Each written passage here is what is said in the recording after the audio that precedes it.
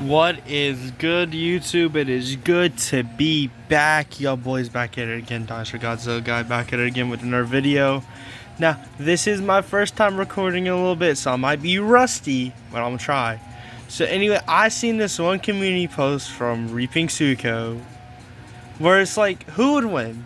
Pong 1977, Rex, or all of round one losers of season 1. Now obviously I'm hella lazy, so it took me a little bit, but I'm here, so I'm gonna give my opinion on this. So I think there's 3 ways you could go with this. No, there's 2 actually. One is a gauntlet style where the weakest fights him, then up to the strongest, and the other is everyone is at his ass at once. Now obviously I'm gonna go over the gauntlet style real quick. Yeah, he fucking clears.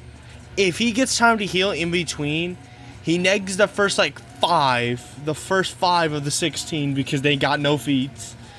Then no diffs the rest except for Barry, Apato, and maybe 2 Amargasaurs because, you know, the 2 was putting some BTA on, some belt to ass on Spinosaurus, but in general, yeah, no, gauntlet style wise, Rex pretty handedly takes that. But I think the more interesting debate is the free-for-all. Like, every single one of round 1 losers, season 1 round 1 losers, on his ass. So, I'm going to just say this. Alright, if you don't know who the round 1 losers are real quick, I'm going to state them. In GA1, it was in the GA, Group A, Pachycephalosaurus, Isanosaurus, Dravidosaurus, and Euophocephalus lost in round 1. Group B, it was Ankyloceratops, Baryonyx, Cryolophosaurus, and Gastonia. And C, it was Chasmosaurus, Dilophosaurus, Apatosaurus, yeah, and Centrosaurus. And in Group D, Amargasaurus, Eoraptor, Togotosaurus, and Stegosaurus. Now, there's 2 ways we could interpret the free-for-all. One of each of them, meaning AKA one of all the team dinosaurs and stuff. For example, Eoraptor would not get his partner, he would just be by himself. And if it's a 1v1, if it's a 1v16 without the partners, I think Rex can pull it off with high div. My reasoning is for this is a half of season 1 is fodder. Half of season 1 round 1 is fodder. Eoraptor's the weakest dinosaur in it. Chasmosaurus, Cryolophosaurus, Ankyloceratops. These 3 have no feats to go off of. Stegosaurus was an NPC in round 1, so you're immediately kicked. That's 5. That's a quarter of the dinosaurs, mind you. Gastonia relied way too much on his partners. Well, yes, they could do something. The one Gastonia in B4 realized he was no match for Rex and gave up. So I know for a fact he probably ain't gonna fight one of his teammates. Group A wise, Dravidosaurus and Pachy are the fodders. They can go. I don't know why. Pachy got his 1 feat is beating Trike. Yeah. I think Trike was legitimately just playing this bum in order to get this, in order to win. So yeah.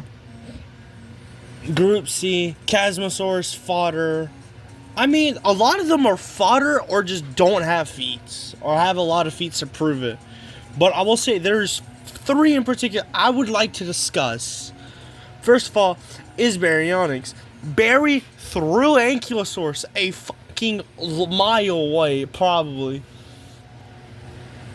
And on top of it, was giving some good BTA, you know, like dodging his attack successfully and stuff. He lost to terrain. I still think Rex takes this. Rex took a hit to the ribs and still wasn't able to run afterwards. Barry, although did take a hit to the face, took a weaker one. It was practically already dazed. It was already dazed. You're done. Number 2 is Apatosaurus, the biggest here, and he's going down.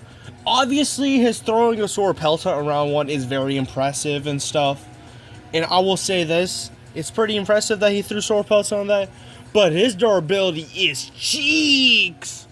Once the other sword pelts got mad enough, it was wraps. It was wraps from the start. Bro was cooked. Bro was fried chicken.